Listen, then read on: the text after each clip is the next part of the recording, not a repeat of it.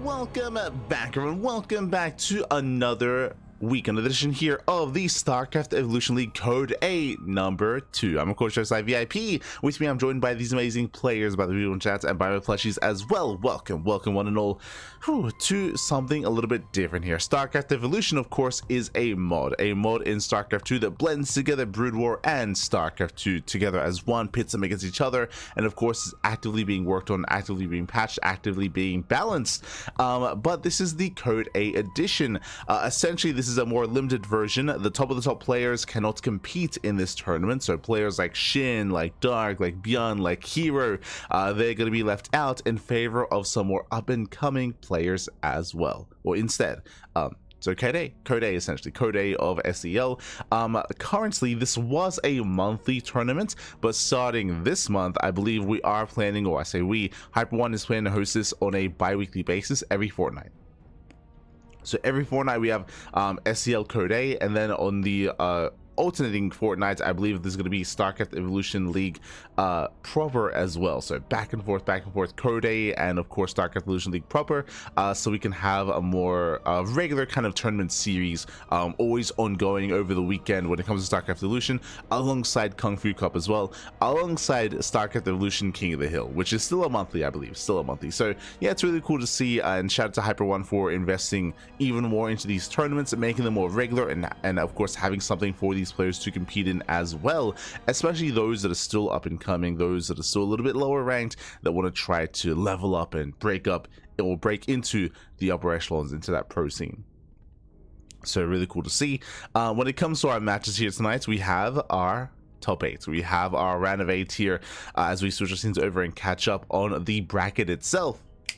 Here we go. From the top we have Prome versus Greenert, and Prome of course being our South Korean Protoss player, Greenert from the land of Canada as well.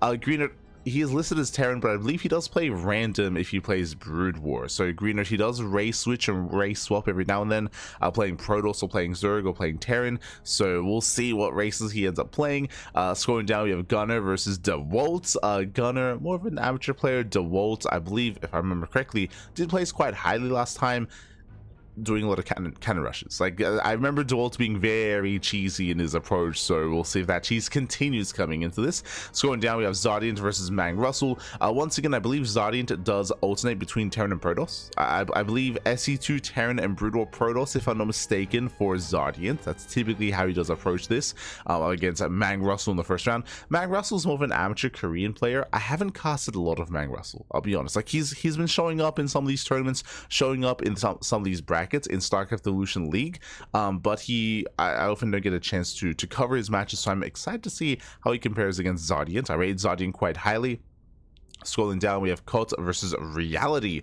Reality is a name that I haven't seen in a very long time. Reality used to compete in our tournaments. He used to compete in our Masters 1 Open like 2-3 years ago. Like it's been a long time, but Reality, he's a player near and dear to my heart, so I was very excited and very surprised to see him again, here in many years later. Not in StarCraft 2, but in StarCraft 2 Evolution. So yeah, really excited to see Reality again. We'll see how well he can perform. Kot is the runner-up. Kot, he is last week's or last edition's runner-up. Did make it to second place by cheesing the hell out of everyone. We had some short games, I'll be honest. Like Kot, I don't think he ever got into like a mid game or a macro game at all. Like it was all hyper aggression, it was all in. So that's what we expect out of Kot. Also, I should also mention Prome is the number 1. He's the reigning champion. So Prome is the number 1 seed, Kot is the number 2 seed. So that makes sense why for this tournament they're split up. You know, number 1, number 2 from the previous edition. We'll see if they face off again in the finals, or if we have someone else kind of rise up and stop them. A lot of Terran, a lot of Protoss, not as much Zerg. I mentioned that Greenert might play a little bit of Zerg. He might play some random. So fingers crossed on that one. Fingers crossed, man. Fingers crossed. Just catching up. Nice, some A, B tier pros instead of the S tier. Yeah. It's a great way to just, again, like support those that are still like leveling up and they're still looking to improve, that maybe can't necessarily compete with players like, you know, your Bjorns and your Heroes and your Waynes and your Yang Yakovs, for example. But strong players nonetheless, and a way to help them, to help motivate them to compete and motivate them to improve, for sure. Love the haircut. Oh, thank you. Do you do King of the Hill with the evolution mod? Yes, there is a King of the Hill. There is a StarCraft Evolution King of the Hill as well. That is a monthly. We have covered it for the past 4 months. The VODs are on YouTube. Sorry, for the past 3 months. I believe the 4th edition is coming up. Let me just double check. Let me check our calendar. What did we cast that last week? Sorry, we have covered the first 4 editions. The 4th one was last week, and the 5th edition is, I think, next week actually. So it's coming soon, TM. So yeah, it's a monthly though, so not too regular, but it's a fun kind of format nonetheless. These purely best of ones, King of the Hill, a lot of fun. But yes, that's on StarCraft Evolution. But with that, we are getting into our first series of the broadcast. First, we're going to be jumping into our PvT between Prome and Greenert. So we're going to be working down from the top. Also, I should actually fix the title of the tournament. I guess this one was the last monthly. True. This was the last monthly before we switched to fortnightly tournament. But here we go. We're jumping on in to our TVZ. Sorry, TVP. Oh, and I did mention how one of our players here does actually alternate between races at times, and yes, we're not jumping into a Protoss versus Terran, we're jumping into a Protoss versus Protoss. As spawning in the bottom left-hand corner of Sylphid, we have our teal Protoss player, the Brood War Protoss. From Atlantic Canada, it is Greenert. And spawning in the top side of Sylphid, we have his opponents. We have the South Korean Protoss player, the SC2 Protoss. He is the reigning champion of the StarCraft Evolution League. Code A, it is Prome. We go. Again, Prome, he is one of the stronger players in South Korea when it comes to StarCraft Evolution. I say stronger players, yes, this is Code A, but I guess it shows maybe how much of a gap there is between some of the upper echelon of players. Like, when I think of the top Protoss players, I think of Hero, I think of Rebellion, and just below them, I think of players like Ateshi and then Prome. Right, like I think I would place Prome around the level of Ateshi when it comes to like the Korean Protoss scene. So still strong nonetheless. I mean, again, there's a reason why he was the reigning champion of the previous SEL Code A. As Greenert, he does scout towards the top side. Greenert does find his opponent immediately. Prome has yet to probe scout, so no probe scouts. Prome does not know the location of his opponents. For those that are curious, welcome to Sylphid. Sylphid is a 3-player spawn map, 3 possible spawn locations, so you do not exactly know immediately where your opponent is. Not immediately. Greenert's poking back in. Again, 2-gate opener out of Prome. Greenert's likewise 2-gate opener as well. So far, in a sense, mirrored builds. From here, we can now expand. Prome will have the option to be a little bit more aggressive, but he throws out his second pylon in the main base, so he's not proxying. No proxy, nothing out on the map. Everything so far looking as it should. Well, we're settling it. SEL Masters, though, on the 11th. Yeah, there we go. But yes, King of the Hill is a monthly, and all the other 2 events, Code A and the, of course, regular tournaments are fortnightly events. All right, I forgot SEL Masters on the 11th. Let's go. Have the players for that been announced? StarCraft Evolution Masters, for those that are curious, is a show match. It's typically a best of 7 show match, I want to say, which I believe is also a monthly kind of showcase of top players. I don't know if the players have been announced for that yet, but exciting stuff nonetheless. Okay. Yeah, fair enough. There you go. So now we do open up a double Dragoon. Greenert moving out. Likewise, double Stalker here out of Prome. Greenert being very assertive here with his initial Dragoons. Oh, and he's gonna get caught. Yeah, he does overextend. The first Dragoon is gonna go down. Brutal pickup, and now we're going for another Dragoon. We're going for the second. And it's not gonna be worth it for Greenert. Greenert losing 2 Dragoons immediately here. He gets punished, has to fall back. And Prome does have some momentum going his way. now moving out. And I had expected prome to expand from here, but what do we see? We see a third gateway and a probe across the map. We're setting up for a proxy. We're setting up for what looks to be a 1 base 4 gates all in. Oh boy. Now this does hit a little bit later than your typical proxy, than your typical all in, as the gateway is going to be more delayed as well. Jesus. Throwing down multiple pylons. Shield battery is done. Prome, upon seeing this, he might decide to deviate away here. I mean, he still has the option to expand if he so chose to, but for now, he's still committing. And there it is. There's the 4th gateway. So 4 gates, 1 base, all in. Let's go. Can he break Greenert? Greenert's still amassing more Dragoons. Again, he's got that 1 shield battery. Now, the problem here is that Greenert doesn't know how committed this is. Greenert, he didn't see... Sorry, oh, my apologies. I thought that was the 3rd gateway. Blink is on the way. I just thought it was going to be 4 gates. Sorry, 1 base, 3 gate... No, wait. There was a 4th gateway. 1 base, 4 gate, Blink all in. I didn't notice the Blink, so Blink is on the way. But again, Greenert, he didn't see the additional gateway. He doesn't know if there's an expansion. He does see the proxy, though. The observer did see. He did notice. He's aware. More shield batteries on the way. So let's get into the main. Are these shield batteries going to be done in time? Will it even matter? As he does have his robo, but no robotic spay, no reavers, just pure dragoon. And it's going to be 13 versus 8. Prome blinks in, he can one-shot. Yeah, it takes out 1, 2, 3 Dragoons going to be going down. The one-shot potential is brutal here, and he's just going to one-shot everything. Going to one-shot everything towards the end. Now down to 11 Stalkers, and that's it. That's going to be game. As he just bursts down every single Dragoon. GG gets called. Prome snowballs out of control, and Prome will take game number 1.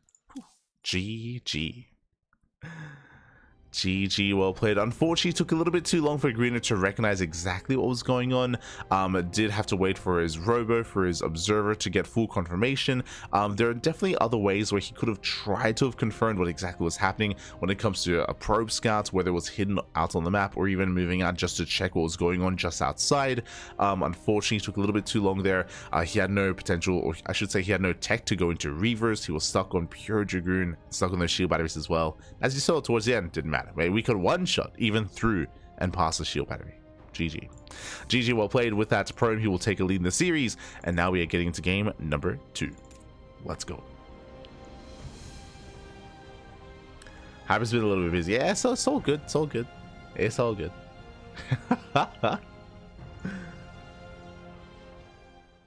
Hey, look, the 11th is still, you know, almost 2 weeks away. Oh, wait, you're fine. You're fine. Don't worry about it. As we are going to be alternating races here, alternating game modes. Here we go. Spawning in the top right-hand corner of Bloody Ridge. Yo, I forgot that we play on this map. We have our StarCraft 2 Terran player, the Teal Terran, down in the series. We'll see if he can bounce back and force the ace match for Born Gosu. It is Greenert. And spawning in the bottom left-hand corner, we have as opponent, we have the South Korean Protoss player, the Brutal Protoss. It is Prome for among SE2 people. We go. And welcome one and all to Bloody Ridge. Bloody Ridge is a 2-player spawn map, so there's no RNG factor coming into play when it comes to searching and looking for your opponent. The natural base is somewhat secure. I say somewhat. Of course, my biggest issue here is if you want to be aggressive, there is a massive cliff face here covering the natural, thankfully not covering the mineral line. The mineral line is safe, but the wall off here, the production, the setup at the natural is not. So depending on how aggressive you are, you can take advantage of that cliff face. Likewise, the third is a little more isolated, is a lot more, isolated, probably the best way to put it here. Likewise, the fourth base is insanely out of the way as well. So expanding, getting to a longer game can be quite difficult here. We'll see how aggressive our players plan on being, as so far, 2-gate opener once again from Prome. 2-gate opener here, covering that ramp. From here, we can look to expand and get into a longer game state. I know that we had a 1-base all in game 1, but here we should be getting to a longer game instead. At least I would hope so. Meanwhile, single gas, so ranks expand, economic opener out of Greenert. Going for a CC. As a probe is going to be forced back.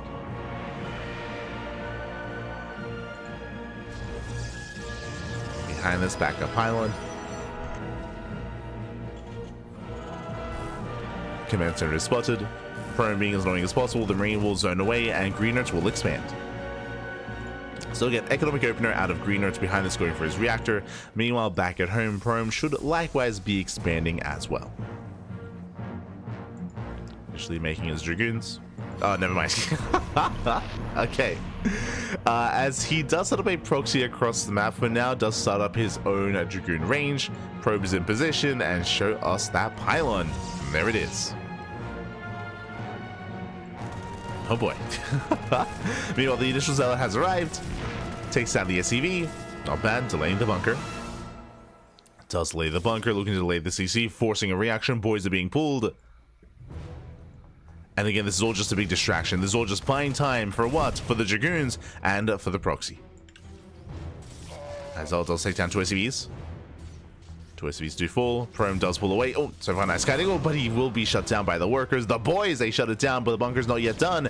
And the bunker may never finish. It's going to be close here. The bunker, actually, we ignore the bunker. We just go for the Marine. Bunker does complete. One Marine will dive in. Whew. Does dive in time.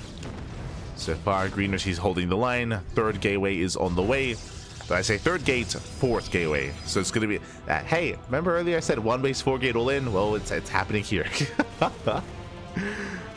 Last game, of course, Blink was involved. Here, there is no Blink, but there is a Dragoon range.